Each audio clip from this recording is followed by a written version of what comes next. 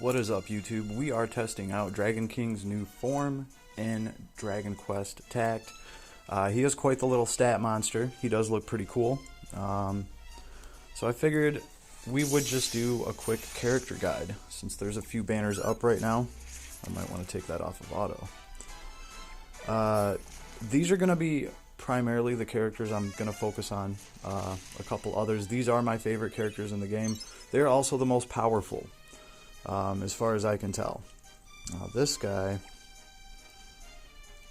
the Wraith King, this guy's an amazing spellcaster, and he has a big perk because he gets to pretty much get some of his MP back very early on. Here's Dragon Lord, absolutely phenomenal, just destroys things. Here's his, oh wait, no, this is, the Killer Machine.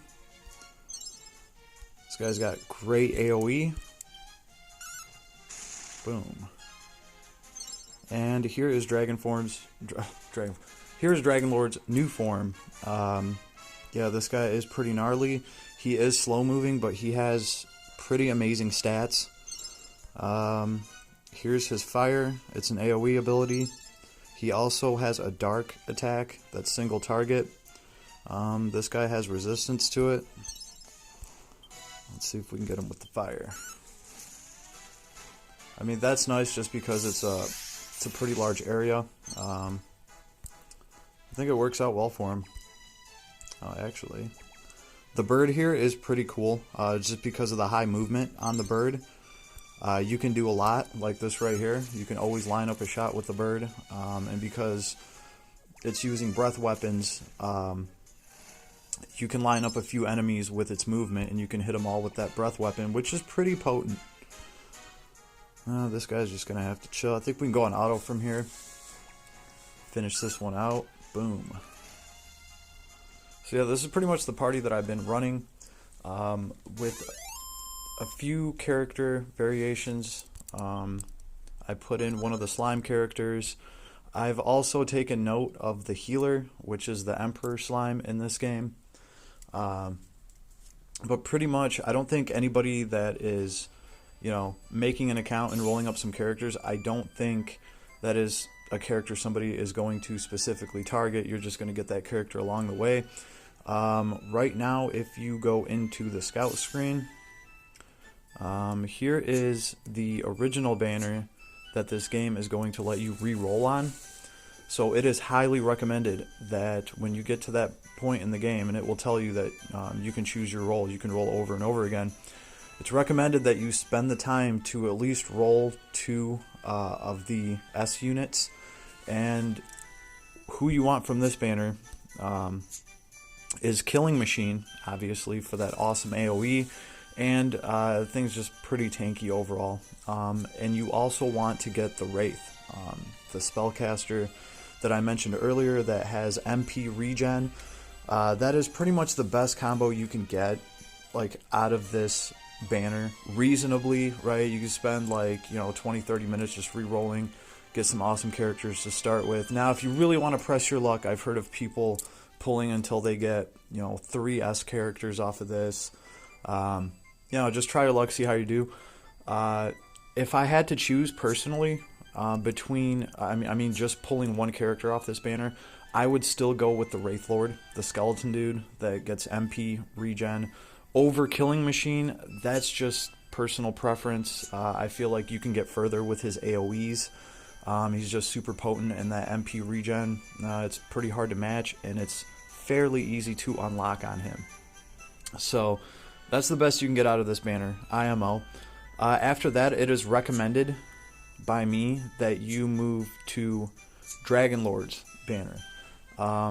Before getting over here to his true form, which is just a big stat monster that does have an AoE, this guy has really potent spells, and to my knowledge right now, he's one of the best team leaders because of his perk. If we actually go into the party, let's see. That is why I would pretty much go for Dragon Lord next. Not only is he a powerful mage with a badass AoE, the perk that he gives you is raise Frizz type spell potency by 20%. So if you can get this guy and the bird, it's pretty potent. I do prefer having a perk that is a buff, okay? Because if you look at the area on this, it's 2 squares in front of you, 2 squares behind you, 2 squares to the right, 2 squares to the left. So that means right off rip, your whole team is getting that giant boost, okay? A lot of times if you have a perk that's a break, that doesn't mean that the enemy automatically starts off broken. They have to get within 2 blocks of you, and then on the beginning of your turn, your leader will break everybody around him, if that's what his perk is. So I just feel like you're better off with a boost like this, because you know you're already going to have this thing applied to you when you're engaging the enemy. And I've pretty much kind of built my party around, you know, having an extra 20% to Fizz type spell potency. So it's worked out well for me. I do enjoy the AoEs in this. That is why this would be, you know, the first character I would actually try to pull on here. These other guys are probably going to get along the way. Shout out to this guy. I do love this dragon. He is pretty cool. He also has a great AoE, and he's fairly tanky. The thing is, if you want somebody like that, obviously Killer Machine over here is going to have a nice AoE. You also have to look at the fact that there's different elements involved here. This guy's going to have you covered for crack damage, which is ice, right? And then some non-elemental. Let's see. This guy is going to have you covered with wind, air, whoosh, whoosh. So he's going to do a lot of whoosh AoE, and he's fairly tanky. But if you have this guy, if you have the Wraith, pretty much, you know, my top pick character right now, along with Dragon Lord, if you have the Wraith, if you look at his abilities, he's covering swoosh, he's covering darkness, and I put ice on him just to have another element on him. This guy's going to have such a high intelligence or wisdom, whatever they're using in this, that he's going to do good damage with any spell. So just throw an extra element on him. His perk, let's see, raise spell potency by 10%. So I can make this guy my team leader, and that will raise every single spell that anybody's casting on my team, which is super useful, right? Because Dragon Lord's given 20%, but it's only to that one type. This is going to let me raise the damage on every type. So that is why this guy is number 1, IMO. You know, as far as rolling an easy account, I would really go for him. I covered the bird. I mentioned that this thing is pretty potent with Frizz and Sizz, and it's doing breath attacks. So it's hitting like 3 boxes in a row, and this thing has the movement to actually line a few enemies up. I did give it BAM because it doesn't have a very long range, and there's a lot of enemies that are weak to it. Since it has a low range and this guy has a high movement, he can actually score hits with bang, you know, because he can get within range and drop that shit on something that's weak to it. So it works out very well. The bird is actually pretty damn gnarly, right? You can use this bird to inflict a lot of damage. Lowers enemies' Frizz resistance by 25%. But again, this is a break, right? When your enemy starts on the other, you know, side of the map, it's not automatically broken, right? The enemy has to get within range, and then turn rotation has to kick in, and then this break procs. Some of the enemies might not even be in range. Whereas if you're using a buff, your whole team is buffed by the time you actually engage the enemy. That's just kind of the way I've been playing it. It's worked pretty well for me. And obviously this thing is doing Frizz damage. So that is why this bird is paired up with Dragon Lord, who's doing the same type of damage. So they run very well together in a party. You got a badass caster, and then you have this hit and run tactic bird that can line up breath weapons. You can also roll a +2 breath weapon proficiency in this game on your items, so that works well for the bird if you can get, you know, a nice roll on something and give it an extra boost to its breath weapons. It works out well, especially with grouping enemies up. Let's see. Another honorable mention here is this little, it's a debuff roll. I can kind of see that. I just saw that. The King She Slime. That's right. The She Slime. This thing, you put some spells on it, and it's pretty awesome. One of the best abilities this thing has is the fact that it actually moves people around. So you see a big nasty enemy coming at you that has a crazy AoE that can wipe out half your team. This guy can keep pushing that enemy back, so it effectively never actually makes it over to your units. You can cheese out a lot of maps with this, with a big boss in the middle. As long as you can keep pushing that back, the rest of your team can deal with the rest of the map, and then you can kind of gang up on a big boss. So it becomes very, very useful to be able to push people back. And then obviously, I put Cool Breath on him, just to give him crack element, and he has a Sizz AoE spell, which he's fairly potent with. Worked out very well with Dragonlord. This is the character that I was running, just, I took him out recently though, obviously, to put in Dragonlord. And obviously here's the Emperor Slime. The thing with the Emperor Slime is you do not unlock the best ability that actually makes this guy worth anything. Until, what is the level requirement on this multi-heal, which also costs 70 MP, which is a lot. You're probably going to want to put a dagger on this character so his MP pool is higher. That way maybe you can cast off at least 2 of these support abilities, but it heals a major amount of HP for all allies in the area.